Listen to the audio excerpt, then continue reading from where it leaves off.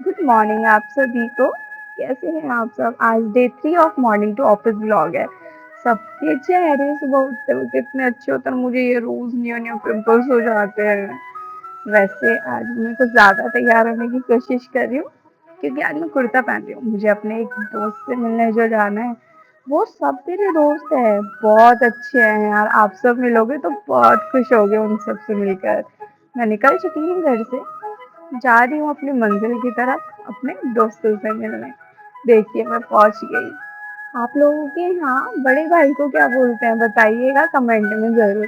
ये सब मेरे दोस्त हैं और ये सब मुझसे बहुत प्यार करते हैं। जब भी मेरे को कुछ डाउनफॉल होता है तो ये लोग हमेशा मेरे साथ मेरे सामने आके खड़े हो जाते हैं कि हाँ हम हैं। तो क्या आप लोग भी भगवान पे बिलीव करते हो? अगर करते हो तो कमेंट तो जरूर करना। ऑफिस पहुंचने के बाद I am ready to work. Bye bye.